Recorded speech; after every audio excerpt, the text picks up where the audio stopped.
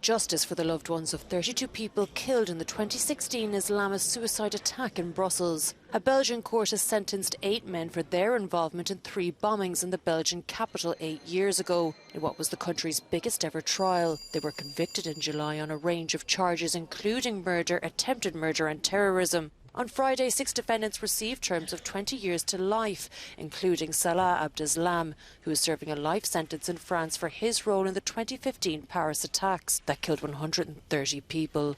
Abdeslam had fled the French capital and was captured in Belgium 4 days after the Brussels bombings. He was returned to Belgium from France last summer to be tried.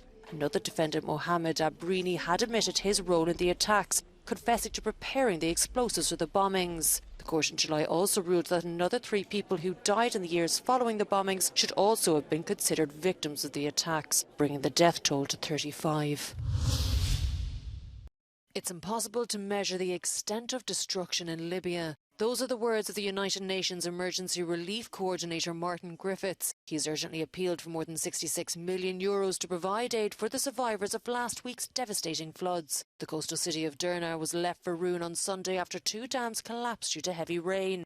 More than 11,000 bodies have already been found. We're not there yet in Libya. We don't know the extent of the problem. The floods and the torrents and the destroyed buildings and the sludge still conceal the level of need and death.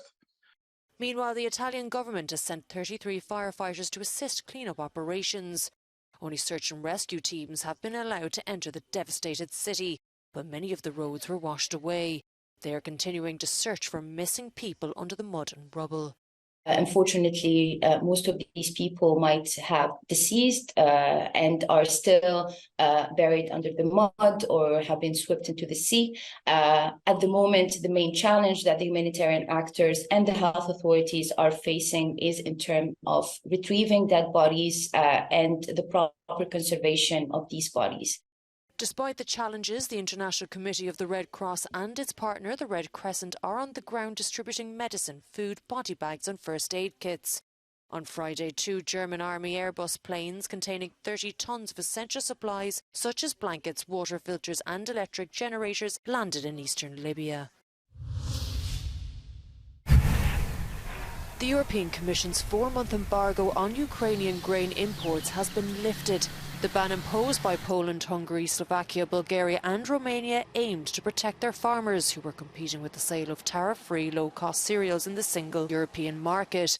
Under the embargo, Ukraine could still transport wheat, corn, rapeseed and sunflower through these countries, but not sell them. But on Friday, Brussels said it would lift the ban after Ukraine promised to take measures to control the influx of grain to surrounding countries. However, Poland says it will impose its own embargo and has warned that Ukrainian grain will not enter its territory. And on Friday, Hungary and Slovakia said it will also keep the ban. Bulgaria, on the other hand, says it's standing with Ukraine and will allow grain sales.